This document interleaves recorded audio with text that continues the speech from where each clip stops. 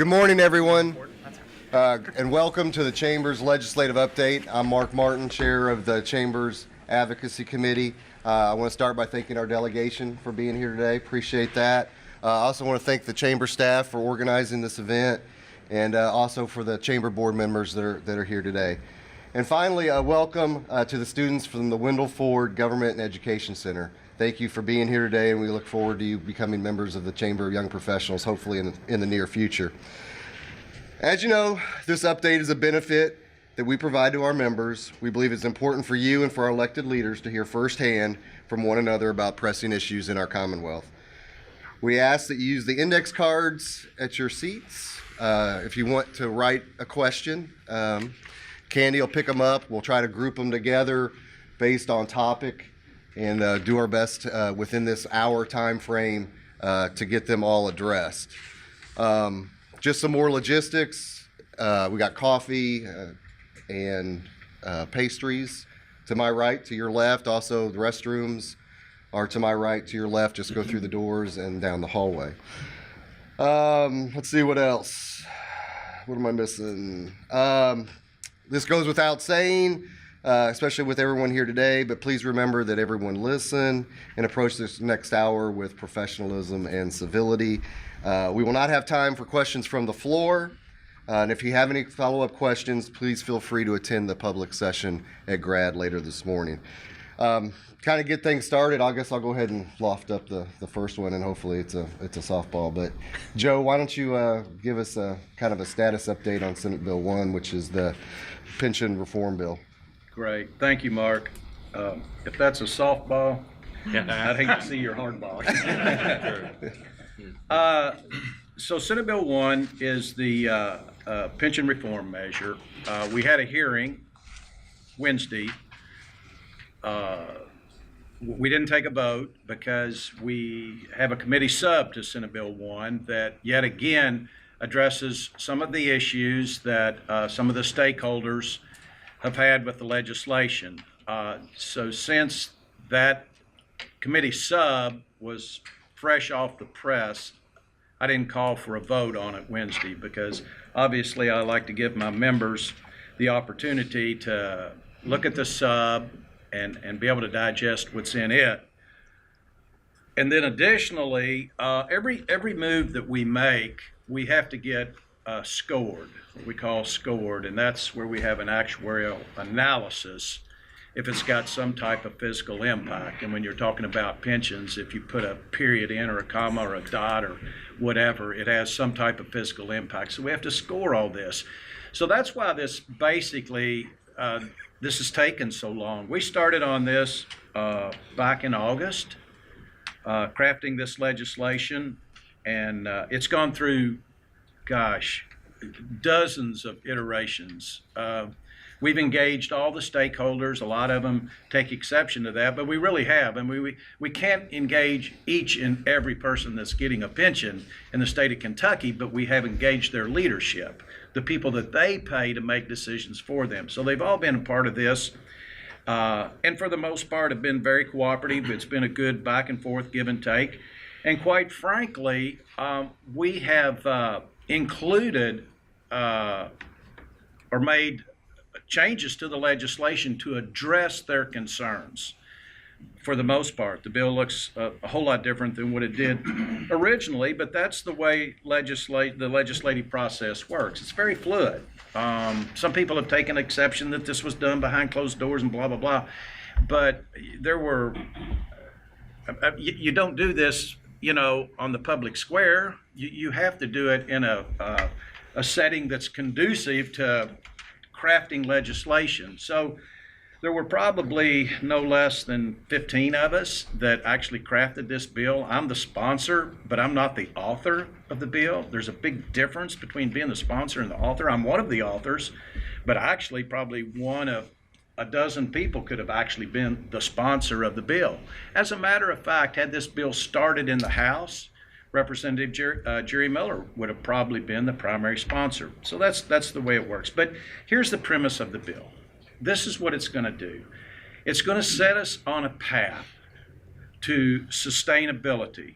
It's going to It's going to put the pension systems in a sustainable state, and it's going to pay down the unfunded liability. We haven't made that commitment before.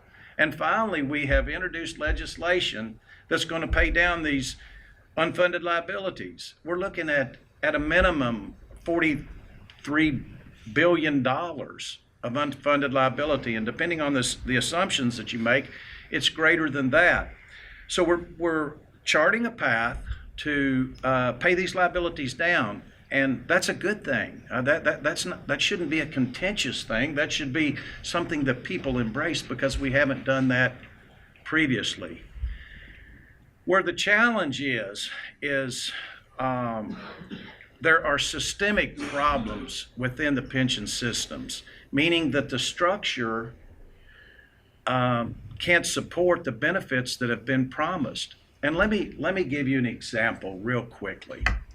What we're currently asking, and I'll try to simplify this as much as I possibly can, but what we're trying to do is take, and this is really simplified, it needs a longer conversation, but just for the sake of trying to grasp it, we're trying to take 15% of someone's salary and parlaying that into providing a benefit that is 75% of what they're currently earning over a period of time that in many cases is longer than they actually worked. So if everything were just right, that would work. But you know what would have to happen? People would have to die 16 years sooner than what they are dying right now. Now that's just a hardcore fact, because people are living 16 years longer than when that formula was set up. Year after year after year after year, you'd have to make 7.5% return on your money. And year after year after year after year, you'd have to add 4% more people to the payroll. Those things aren't happening. Those things aren't happening. Defined benefit plans and viable contracts are great. They're good unless bad things happen. And then when bad things happen, you have to adjust. And we've had bad things happen. And you're going to have bad things happen. You're going to have bad things happen that we can't control. So there's systemic problems within the system, and the only way to sustain them, the only way, in my opinion, the only way to really sustain them is to make structural changes. That way we can assure people that they are in fact going to have that benefit that's promised to them. And that's what this effort is all about, ladies and gentlemen. So we made some changes, some key changes in the committee sub, and I'll go over those real quickly. What I need to tell you is what's not in the bill, because there's so much misinformation out there. And probably the thing that might frustrate me the most is I'm engaged in debates oftentimes with people that haven't read the bill. I'm engaged in debates with people that haven't read the summary, because really the summary of the bill is longer than most bills that we actually do file, if you just want to wade through the summary. So the bill, what the bill does not do is put state employees or teachers in a 401k. If you're a state employee now or a teacher, you're staying in a defined benefit plan. It doesn't require teachers to convert to a new plan after 27 years. It doesn't call for a 3% increase in health insurance. And it doesn't limit the amount that employees or teachers' salaries, what's used to determine their benefits. So whatever you've got now, you keep. Whatever you've accrued up to this point, those benefits are going to count towards your retirement. Now, there'll be some changes going forward, and there'll be some changes for people that haven't worked 20 years yet, but they're not going to be denied full benefits. They're just going to have to work longer to get enhanced benefits. So there are some adjustments, but these aren't huge changes to the structure of the system. They're adjustments that need to be made. for sustainability. Now, new employees will go into what we call a hybrid cash balance plan. And a hybrid cash balance plan is a blend between a defined benefit and a defined contribution. And you're guaranteed never to lose money. That's not bad in today's world, because if you had any money in the stock market this week, you lost a ton of money. But these plans are structured to say that you're not at risk of ever losing any money. So it spreads the risk. It makes the systems consistent across all of state government, and it pays down the liability. So basically, that's what it does. The committee sub, there was a group that was going to have to see an increase in their pension, in their health insurance benefits, state workers, state employees that were employed between the time frame 2003 to 2008, Tier 1A. They were going to have to see a 3% increase in their health insurance because they're not paying anything for their health insurance now, but we took that out. We made it 1% to make it uniform. That's all they're going to have to pay towards their health insurance, and they hadn't been paying anything towards their health insurance previously, and everybody else, all the other tiers were. The COLA, you hear a lot about the COLA. We had originally reduced the COLA from 1.5% to 0.75%. We changed that. The COLAs in the new amended version will be 1%. So, if you're in the TRS system, you will get a 1% enhancement on your pension benefit. And then we dealt with reciprocity of legislators. Legislators can't supersize their pensions, and that's a good thing because there was a lot of abuse there. But nobody's benefit is actually going to change. And the argument, the message out there is we're reducing people's pension benefit. That's actually not true. What we're reducing by 0.5% is enhancing the benefit, not the benefit itself. So that's the basic nuts and bolts of the bill, Mark. And Great. Yeah. Great. Thanks, Joe. We got 4 members from the House. Does any one of you, Suzanne, Matt, DJ, I'm Jim? going to volunteer DJ first. Okay, I'm going to just talk about how the House version is different. And the reason is because he always feels like he goes last. So I really want to defer to him and let him tell anything he wants first, and then I'll talk a little bit about the budget. So much kindness. And you're extending this courtesy on the budget, not the pension? Anything you want. Pension was the question. Anything. I'll just add a little bit. The plan that we have out there now for the pension, we talk a lot about we need to be saving money, and this does that. Over 20 years, this plan is going to save $4 billion that the status quo was not going to save. And the other plans we looked at, there was a lot of conversation about different plans. Every one of those other plans actually cost more money. This plan is actually going to save $4 billion over 20 years. And you say over 20 years, well, that's kind of the way that this system works, is you look for 20, 30 years down the road as part of the process. So this is a money saver on top of taking care of the people. So I think that's important to point out. The budget, we have a great budget coming out. I've had people say to me, how did you do it? And say, first off, I really didn't, because it was a group of people, including Suzanne and Matt. I think you were on it too. Looking for ways to be smart about the way we spend our money. And they spent weeks and weeks, literally months, researching it, and then weeks and weeks of hard work, finding ways to streamline how we do business and still provide the services that we want to provide for people. And that's happened. This budget came in, it's paid for. We came in early with it. It's the earliest it's ever been given to the Senate so that they can do their due diligence. And it provides the critical services that we need to provide to the people of the state of Kentucky. So I'm very proud of it. There's going to be a lot of getting into the nuts and bolts, and there's going to be some tweaks and things made. But as a baseline document, I think it's great. And I hope that you'll see that as we go through the process, because a lot of the services that looked like initially were going to take cuts or be eliminated, almost all of those have been protected. Took a lot of effort, and I want to compliment everybody that was involved with it, and specifically Suzanne, because I know she worked hard in her area. So I'll just start off with saying we've got a budget that's workable for the first time in a long, long time.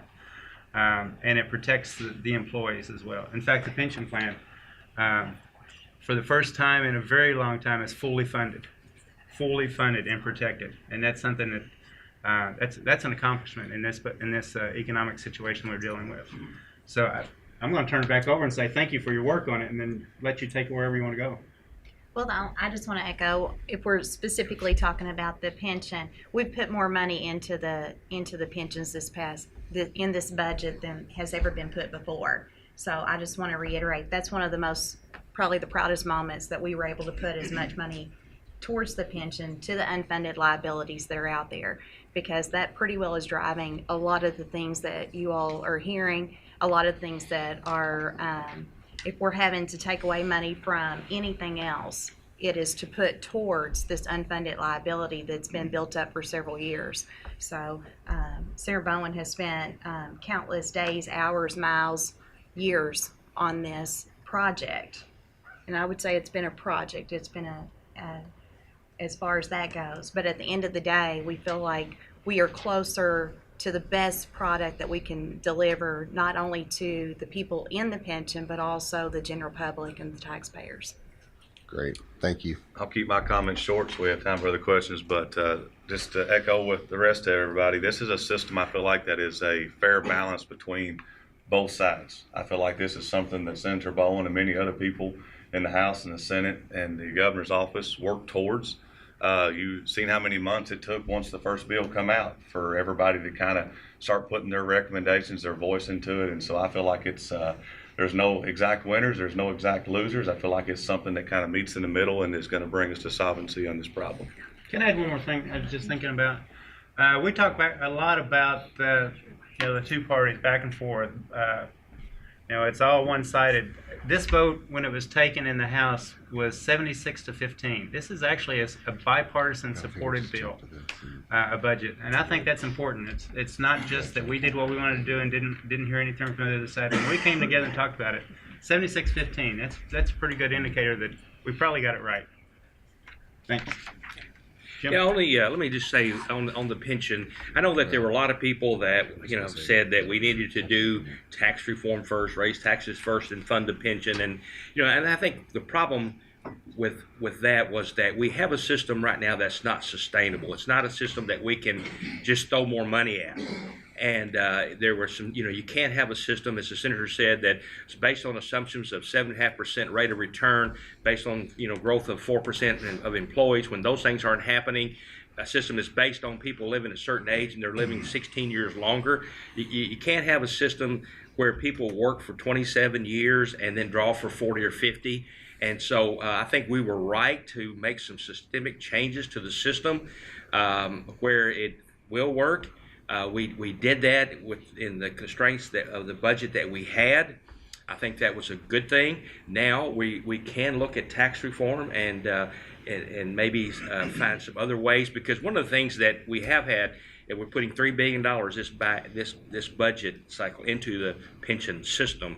That's a lot of money, and what's happening is that's taking money from everything else. And until our state employees haven't had a raise since I think 2013. So they're not going to get raises until we solve the pension problem. So, if we've solved the pension problem, and we do some other things, then hopefully in the future, we can take care of those people that are working for us, and that everyone deserves some type of increase, every year, as much as that we can. So I think that there are a lot of people out there who are complaining because they really don't understand what the bill does. They just want us to raise your taxes to fund their system without making changes to a system that really can't sustain itself. So we didn't do that. We're not going to do that. And so I think that but I think that the approach, no matter what everyone is saying, I think this is a very reasonable approach, and I think that it will pass. Great, thank you. Joe, we've received a question from a member of our Chamber of Young Professionals. Representative Johnson briefly mentioned the budget, or at least so the question is, will the House budget pass the Senate? Well, we haven't we haven't looked at it yet. Does have some tax increases in it. There's an increase in the opioid, a tax on opioids, and there's a tax on cigarettes, right? 50 Yes, cent yes. a pack on cigarettes. So, it's hard to say. I will say this, that the folks in far western Kentucky where tobacco, this is just the reality. This is not necessarily my position on it, because actually I'd support that. But the folks in far western Kentucky where they grow a lot of tobacco, the huge tobacco sales, warehouses, this type of thing, where it's a big part of their economy, they're going to push back on that. And that's just the reality. Personally, that I don't harbor that position, but I do know that some of our members do. So at first blush, I think it's a very responsible budget. It looks like to me, but we haven't taken a deep dive into it yet, Mark. Okay, thank you. This next question was from our agricultural community. What is the estimated annual cost to the state in the hybrid cash balance plan for educators? Well, that plan is based off of a 17. That's a great question, because the plan provides for a 17% contribution level into the hybrid plan, which, if you extrapolate that what it amounts to, 9% by the employee, 6% by the state, 2% by the local district, for a 17% contribution into the plan, which extrapolated out over 30 years, that benefit is about $800,000 that will yield, provide for you about a $40-some thousand a year benefit, and you still have all your assets in place, so. Okay, thank you. We got another question from CYP. For those that don't know what CYP is, it's Chamber of Young Professionals. Joe, bear with me. This is kind of a long question, but I think it's a really good question. Is there another Joe up here? Right here. We need that. Direct all questions right here. Will consideration be given to define definition of quasi nonprofit charities like Oasis are on pension system and cannot afford huge increases in costs and funding, will not likely give more to fund?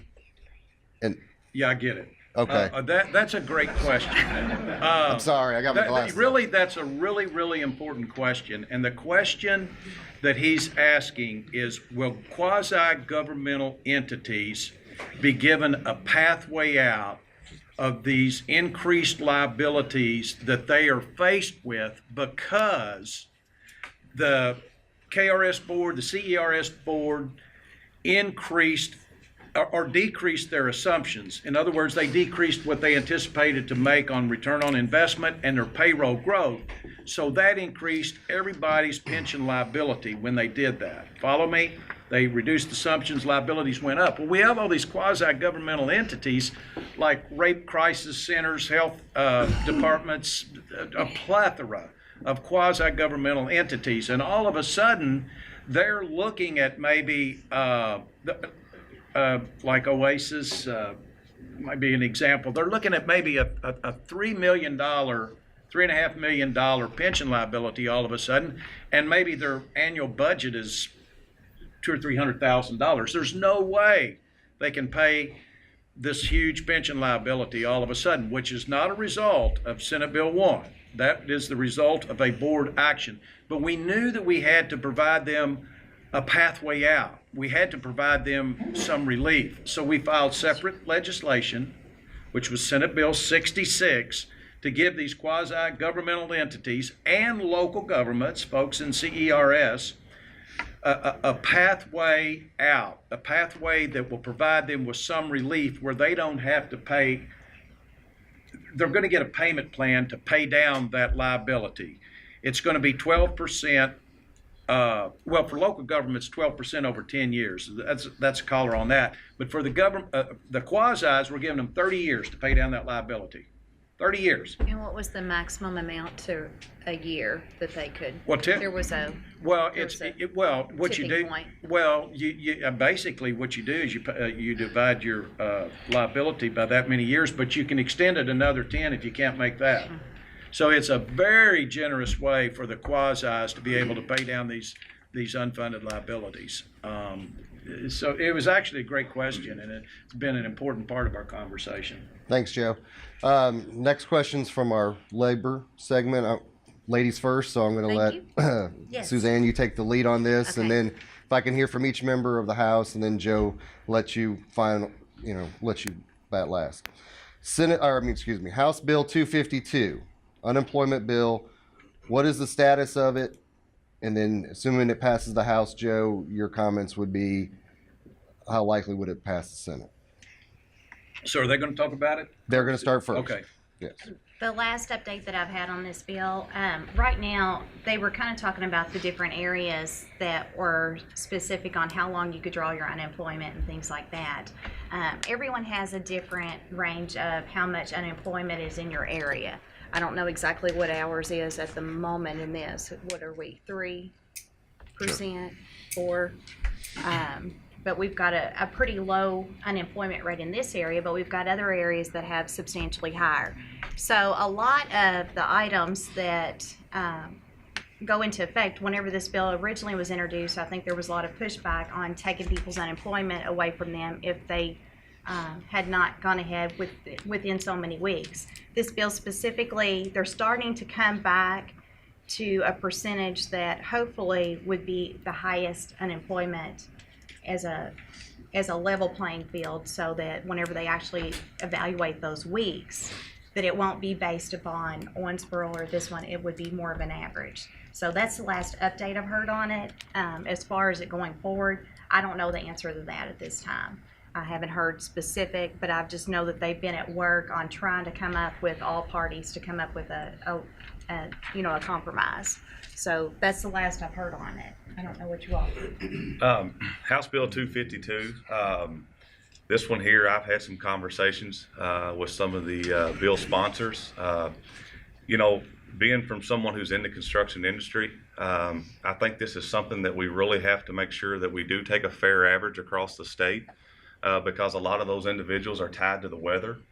They're tied to the industry, and there's ups and downs in the construction industry. We can't control what Mother Nature does. I mean, we're suffering from a flood right now who's got a lot of people who can't do their job, can't work on the highways and different things. And so I think this is a bill here that, they intended for it to be a good thing, but I think there's still some work that's got to be done to it to make sure that we protect those who truly, can't control when they get to go to work and when they do go to work. Just that I'll talk a little bit about the process. And when a bill is introduced, somebody has an idea and somebody has something they want to do, and that bill becomes public record when it's introduced to the floor.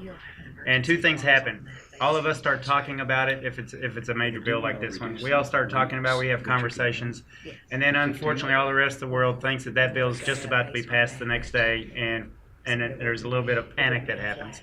This bill is definitely in the stages where it's being modified, discussed. That's right. I've had conversations with people about taking out the portion about changing the number of weeks entirely and passing the remainder of the bill. There's conversations about how to be fair as far as if we do this. I've talked to the bill sponsor, and his objective is simply to have more people gainfully employed as much as possible. That's his goal. Now, whether there's the unintended consequences we always fear, that's very possible, and that's why we're having conversations about it. So to say how it's going to come out and then what happens over in the Senate, it's a little premature. I will just say that it's possible that there will be some way to find a fair and equitable way to do the unemployment portion of it, or that portion might go away completely and the rest of the bill is offered. So I guess what I would say is keep your ears tuned and listen closely, but it's not there yet. So give us a little time to work on it. We just started having conversations recently. I think that we've got to understand though why House Bill 252 was sponsored. I think one of the things that people misunderstand often is that a lot of times employees feel like, well, I paid into that. Well, no, you did not. Your employer pays unemployment benefits premiums. You don't pay into that. And what we have now is we have a situation where you can currently draw 26 weeks, which is 6 months of unemployment. And at a time when you have high unemployment rates because of recession or whatever, one thing this bill does, if you still are having a 9% recession rate or whatever, then it still stays at 26 weeks. We're not cutting that. But in a situation where you have 4% unemployment, which is almost 0%, most experts will tell you that, the question is, does it really take someone 6 months to find a job? As an employer, we want to make sure that people who really can't find a job and who got laid off through no fault of their own get benefits that the system was designed for. But as an employer, you don't know how many times I've had someone come up to me and say, Jim, you're not hiring down at that steel place, are you? And I would say, well, no, well, good. I want to put you down that I saw you because you have to ask someone, a couple times a week to get a job. And that's not really, we have too many people that are waiting till their benefits almost run out before they start looking. And you can't really do that, when you got less than 4% or 4% unemployment, there are jobs out there. And so we're trying. And one of the things too is Kentucky has a little higher rate. We pay, I think it's we pay up to $443 a week or something, when some other states are in the $300 around us. So because we pay a pretty good benefit, a lot of people are willing to, take that benefit and not really look for work or whatever. But one of the things that they're doing with the bill, though, is that if you sign up for unemployment, they're going to contact you, and we're actually going to work to help you find a job. And so I think that's very important. And we need people working, and because there are jobs available out there. So I understand people are concerned that somehow we're cutting their benefits. I don't think that's really the case. It's just as if there are jobs out there and you're unemployed, we want you to be looking for a job, and because that way you're working and paying taxes and that sort of thing. And so we're not sure exactly where the bill is going to go, but I just want to give a little bit of an explanation as to why the bill is being sponsored. Thank you. Joe, anything to add? I guess you got to wait to see what comes out of the House. Yeah, but I would suggest that Jim's comments are probably mirror the view of how the Senate will look at this, and it is getting people back to work, and it's filling these trying to fill these jobs that are going begging right now. There's a lot of need out there, and we want people in these jobs working and being productive members of society and contributing to the economic viability of communities. And the way Jim articulated it is pretty much going to be probably the position that the Senate will take. Okay, thank you. Next question comes from industry, and as everybody in this room knows, protecting existing industry is just as important as attracting new industry. This past week we had quite a bit of rain, which basically shut down Highway 60 West, which shut down Kimberly-Clark. Maybe Suzanne, if you don't mind taking the lead on this one, what's the plan for raising that elevation out there? It wasn't the plan, now it's out of the plan. And I guess I look at it as if Kimberly-Clark wasn't there today but wanted to relocate there today, the road will be fixed. So it's a little bit odd that we've got this great corporate citizen out there that's Right. literally on an island. No pun intended. We've been in quite a few conversations this week with not only the transportation department but also economic development department. And so as a leadership group from the House, we've made our voice heard on that and our concern with that. Kimberly-Clark is a wonderful employer in this community, and I believe around 330 jobs in that community. And we do have a section of the road that is lowered where it does flood, and they have had to shut down this week due to the flooding. I think the projection of opening is either today or tomorrow for them to go back open. But we've been in contact with the company quite a bit on that. But the reality, whenever we look at the road fund, we have no money in the road fund. We have very, very little money in the road fund. I know Representative Castlen's been working on a transportation working group, working towards coming up with different directions and different ways that we beef up our road fund, because between the the interstate of upgrading it, the I-69 bridge. We've got several items that are big infrastructure, and you hear that nationally too, at the national level of talking about we do need to invest in our infrastructure. But so that's kind of where we are on that. I am very hopeful that we'll have a solution to that problem very soon. So we appreciate Kimberly Clark's patience with us at this point. I'm going to kind of take it from what Suzanne said. It's terrible that a flood like this is something that has to raise what's going on and raise these conversations. And so early in the year, I served on a working group for infrastructure and transportation in Kentucky. And there were about 9 to 10 members, a bipartisan group that worked on this. And, there's no one anymore in this room that doesn't want to raise taxes than myself.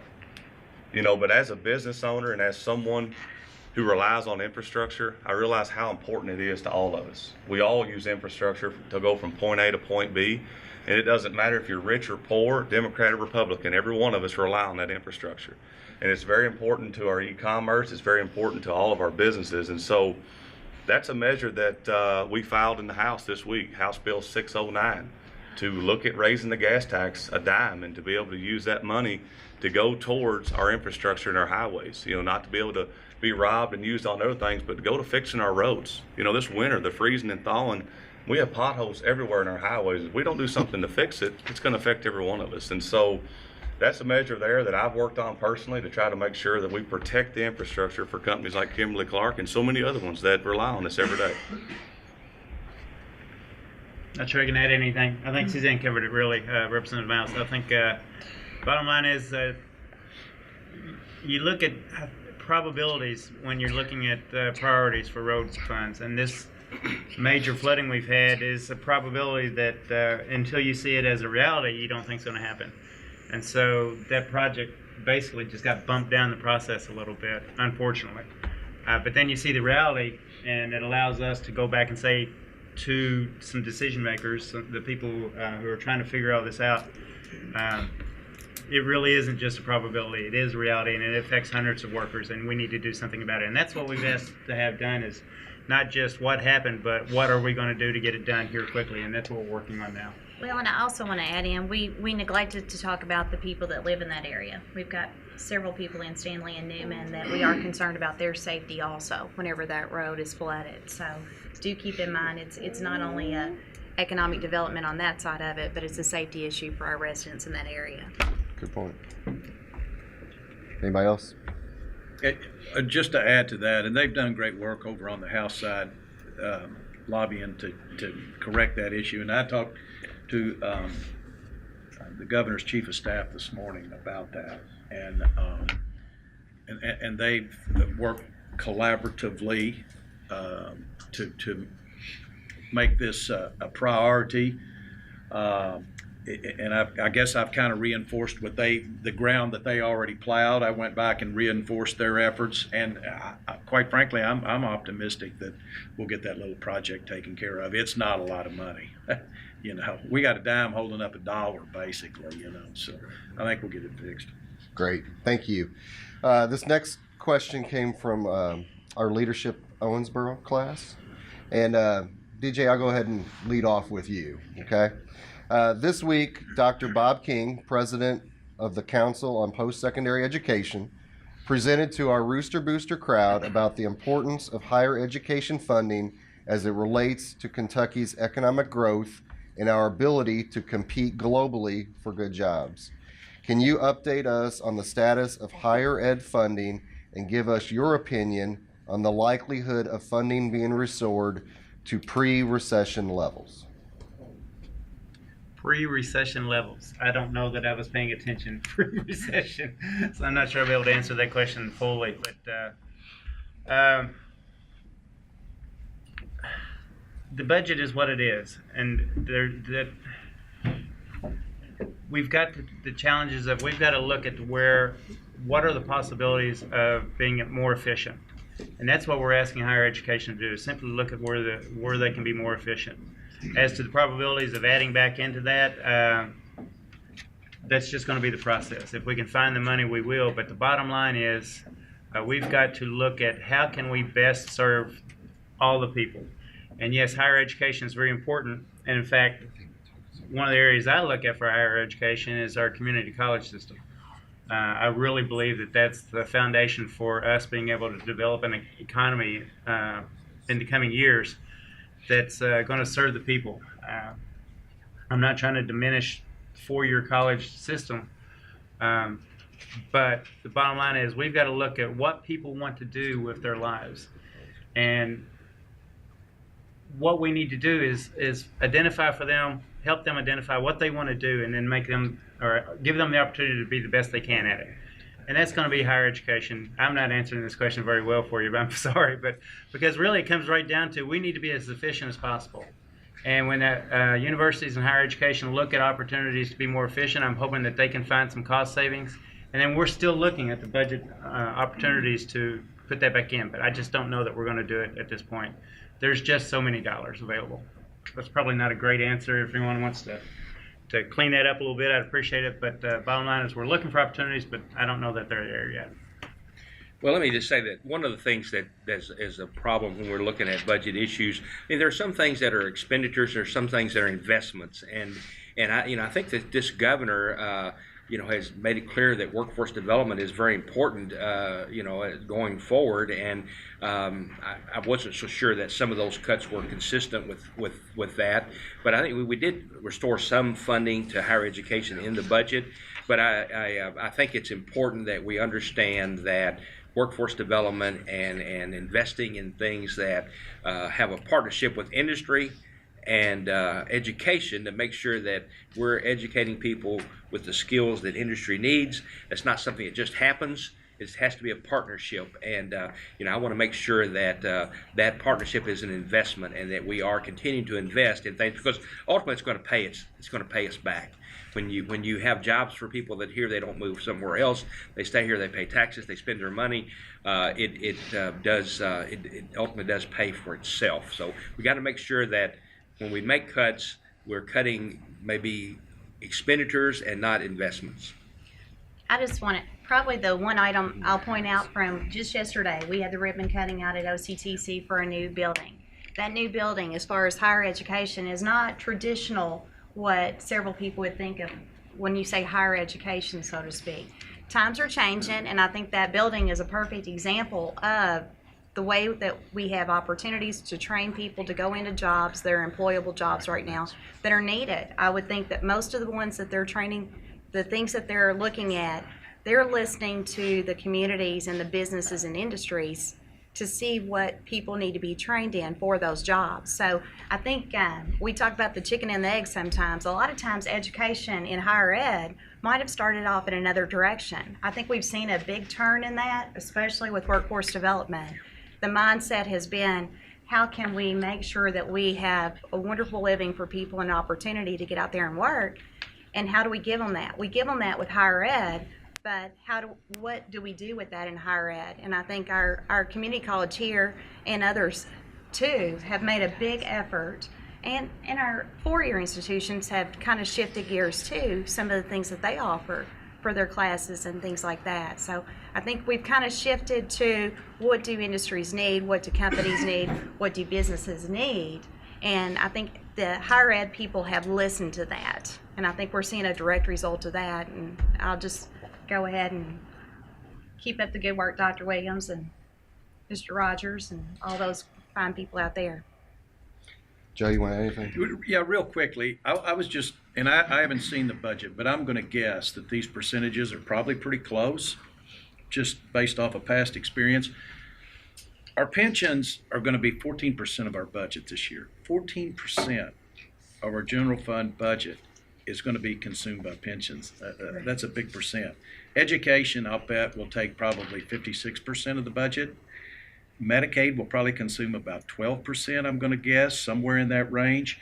Incarceration, prisons will probably take somewhere around 8% or so. These are rough numbers, but I bet at the end of the day they're pretty close. So if you add all that up, you got 90% of your budget that's already accounted for.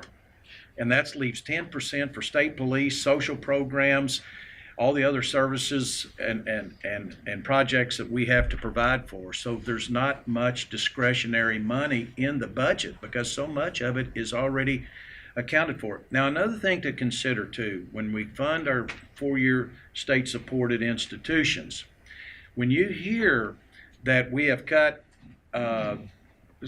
let's say we make a 10% cut in their appropriation, and I don't know what it looks like because we haven't seen the budget yet. There may not be any cut. Basically the 6 1/4. 6 1/4. Basically Okay. the 6 1/4. So when we cut, when you hear that we've cut an appropriation of 6 1/4% to our 4-year institutions, that doesn't mean that we're cutting 6 1/4% of their budget.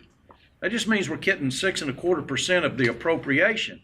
So in the case of Big Blue UK, which I'm a UK guy, that's my school, but they got well over $1 billion budget. And the appropriation from the General Assembly of Kentucky is just a fraction of that budget. And we are cutting only a fraction of that appropriation, again, which is only a fraction of their entire budget. So it's not as draconian as what it's sometimes painted to be. It's tough. Look, there's competition for those dollars. There's just no question about it. There's competition for those dollars, and before we even start doling them out, 90% of it typically is gone. Great, thank you.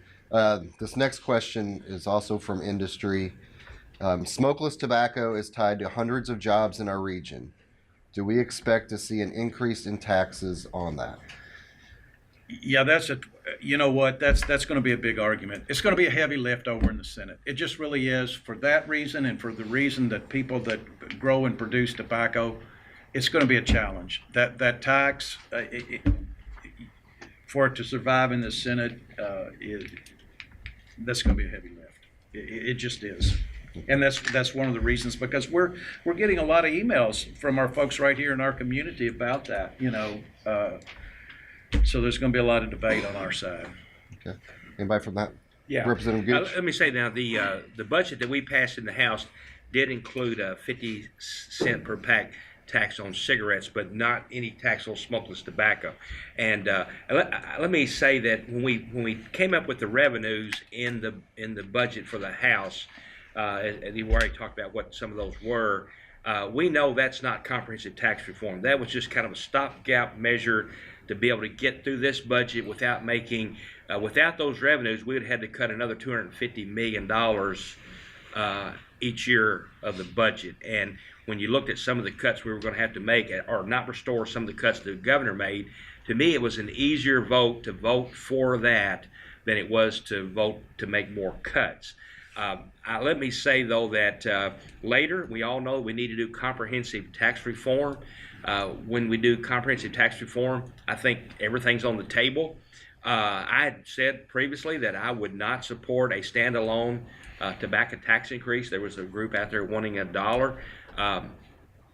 And I don't really feel like I did that with this vote. I did vote for the 50-cent tax on cigarettes, but it was part of a measure of 3 or 4 other things. And but I do believe that when we look at overall comprehensive tax reform, everything's on the table. Okay, thank you. Anybody else want to add? I'll just add that in conversations about that 50% tax increase, nobody I talked to wanted to do it. But every one of us wanted more to provide for education and provide for those gaps that we saw. And there just had to be some way to do it. And as much as I dislike any kind of a tax increase, we bit the bullet on it, basically. We didn't want to do it, but we want to make sure that those areas, those critical areas, were funded. And that's the only way we could find to do it with the dollars we've got to work with. So it was not a pleasant situation. And that's kind of the thought process we have to go through every day about what we're doing with these dollars. There's only so many dollars available. And we did something we didn't want to do to make sure we did something that we needed to do, I guess is the short way to put it. Aside from the money part of it, I know I saw Steve Johnson here with Owensboro Health. He'll tell you the numbers as far as our health of our community, and it's not only the money of the stopgap. You kind of have to look at if we can discourage youth from starting tobacco use at a young age, that's going to harm them. I mean, our health of our community in our whole state for that matter, when we look at that. So both of the items that were in there, the opioids and also the cigarettes, those were the two items that if we can start getting people either weaned off that or get them in a healthier community for that, then that's the other side of that we're not even, people are saying taxes, but the reality is if we can help our community get healthier, then everyone's health insurance goes down. Everyone's health is better. People will live longer and hopefully be happier. Will that work? Yep. Be happier? One tricky thing about Kentucky and smoking that I've learned is that we have a bad rap in Kentucky, the smokeless rate, but they base, as I understand that, they base this rate off of smokers, off of the amount of cigarettes that are sold. How many packs or cartons of cigarettes are sold, and we export a bunch of cigarettes. We're surrounded by several states. We have a lower cigarette tax or per pack tax, so people come over and buy it. And it's my understanding that we even ship a lot of cigarettes to up to the East Coast, and so the perception is that we have a high smoking rate in the state of Kentucky based off the consumption of cigarettes, but a lot of these cigarettes are going out of state. So I just found that to be an interesting dynamic to all of this. And, I don't know, I guess it's hard to quantify how many people are actually smoking if that's the formula that we use. Thanks, Joe. We got another question from CYP, Chamber of Young Professionals. Could you brief us on the religious freedom legislation? And I don't know who wants, I could pick one of you or someone could volunteer to start. I'll start the conversation and then we'll go from there. Probably talking about House Bill 372, I believe. And House Bill 372, I actually spoke with the sponsor over this week and actually last night trying to understand it a little better myself. And his purpose of this bill is not to restrict anybody's rights. This bill is not directed at any people. It's simply trying to protect the religious freedoms, the deeply held beliefs of religious organizations. Some people just disagree about some issues. And our job is to try to be as fair as possible for all people. And the purpose of this bill is to allow, say, an organization who doesn't believe in same-sex marriage, a church. That's a deeply held belief of them. We're trying to protect, through the First Amendment, those beliefs just as much as we want to protect the rights of people who believe in same-sex marriage. So I'll just throw it out for conversation, but the bottom line of this bill is simply to protect religious organizations who have deeply held beliefs and want to be able to live their lives that way. So I'll throw it open for conversation, but that's kind of the gist of it. Well said, DJ. I mean, exactly. This is a bill that I feel like is going to provide protection to a lot of our churches and a lot of other organizations here in the state of Kentucky. And, it's not pointed at any particular group, but it is our First Amendment. And I believe it's a bill that's just out there to protect that. And I couldn't say any better than you just said, DJ. Well, let me say that I agree with everything that's been said. I think we all want to make sure that, the reasons for the bill are probably sound. But I think that, I haven't really looked at the bill simply because, with the issues we have, the pension and the budget and all those other types of things that are out there, school safety, net metering and so many other bills, workers' comp and everything that, there are a lot more serious measures that need to be addressed in this session than that particular bill, in my opinion. Thank you. I know we're short on time, but I'm selfishly going to ask this question, and Joe, I'll start with you. When we know that the pension issue, we've heard about it for a long time. We knew it was a big deal, but I think a lot of folks were anticipating tax reform and pension reform, maybe not necessarily hand in hand, but walk in close proximity to one another. Right. Can you give us an update on what is the appetite for tax reform? Is there time, number one, to even tackle it? Yeah, so we had to do pension reform before tax reform because we had to know what we were dealing with. And you know, if you're digging yourself in a hole, the first thing you got to do is stop digging. And so we had to address the pension issue to stop the digging and put in place a structure that we could actually use to fill up the hole. So I think that's the prudent approach. We had to know what our liabilities were and what was going to be the pathway out. And then we can do tax reform. We simply do not have the bandwidth to tackle pensions and the budget and the road plan in one session. We can't get it done. Those are huge issues. The best way to do that is a special session. There's no question about it because you have a tunnel vision, you have a central focus. As a matter of fact, I honestly believe, and this is going out on a limb, and my colleagues probably don't agree with this, but I think we would be better served, in all honesty, if we didn't. And you know what? Here's the thing, you guys. Next time we have one of these, I'm going to be sitting on that side over there because I'm hanging up my spurs. But my philosophical view is this. I think we would be better served if we did not have annual sessions. If we had, on odd-numbered years, if we addressed issues, critical issues, through a special session.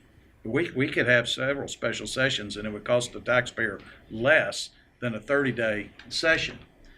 And we could focus on those big critical issues that we need to focus on. You go to Frankfurt, you've got one agenda item, maybe two. Chances are there's been a lot of work done before you get there and all the rough edges have been smoothed out and you tackle that issue. And I think that's a good approach to good public policy. So, you know, to tackle back to your question, to tackle tax reform, it's tough. I mean, look at it, Clay.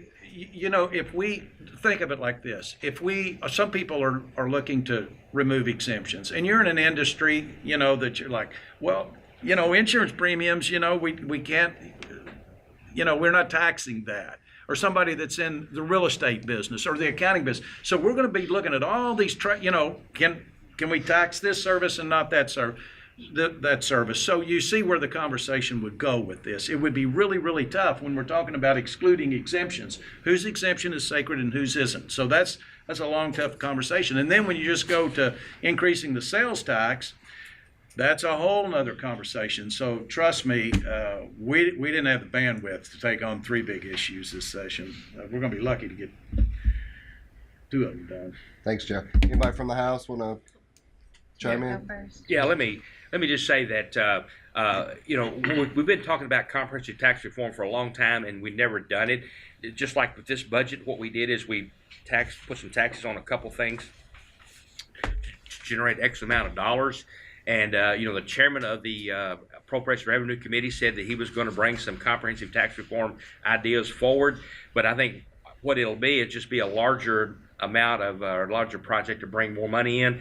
When you do comprehensive tax reform, you have to look at a lot of things. You got to look at, it's got to be fair, it's got to be broad based, but it also has to grow the economy. And we need to make sure that we are doing some things that will actually grow the revenue through growth in the economy, jobs, and that sort of thing. And I don't think that we can get that done in the remaining days of this session. I agree with Senator Bowen, that needs to be done in a special session where we put everything on the table, as I said earlier. Okay. Well, and I'll just say, going back to just kind of put it in perspective, we probably have brought up maybe, 5 or 6 bills that we've talked about this morning at the most, and there were over 600 bills filed in the House. And we talked about 5 or 6 of them. So just kind of put that in perspective. And it's not that all those bills are going to be heard. As you will know, some have leverage and some don't. Some have been filed for certain reasons or whatever. But the reality is, on the tax reform, the A&R chair has made it very clear that tax reform is a top priority for him of working forward, and comprehensive tax reform, not just an item here and there. And just because you're not hearing about it publicly doesn't mean that people are not already doing work on it. I know that last session, not this session, but the one before, Senator Hornback, the chair of agriculture, and Representative Heath, the chairman of agriculture in the House, pulled all the commodity groups together for the ag industries and sat down and we went over items and items, and they brought to us every exemption that they had, things that they could live with, things they cannot live without. And so those conversations are taking place. That work is going on.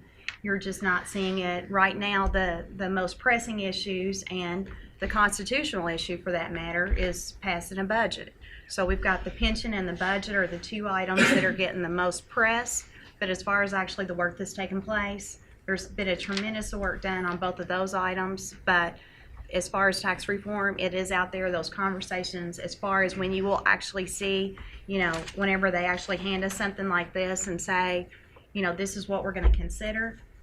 We're not there yet, but all those conversations are taking place. So as far as a timeline, I can't give a timeline, but it's real. It's very real of the hearts of many people in the House that want to make sure that we go forward with something.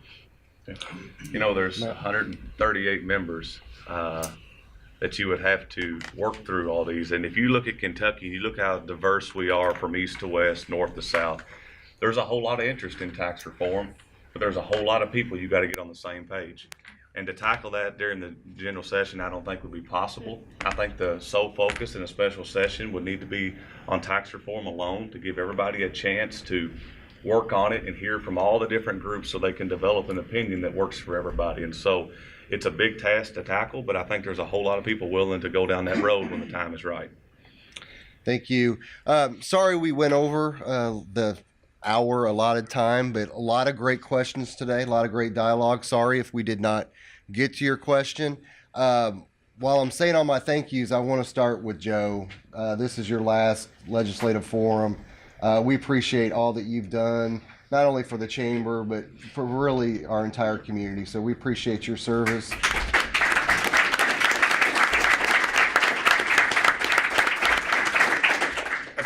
Thank you from the bottom of my heart, giving me the privilege to represent you all. It's the greatest honor of my life, and you all are a wonderful constituency, and I appreciate you all, and again, it's just been an honor to represent you. Thank you. Thank you to the rest of our delegation for being here today. Appreciate you taking time out of your schedules. Thank you to the chamber staff for organizing. You always do a great job. And thank you for all of you for being here today. Everybody have a great rest of the weekend.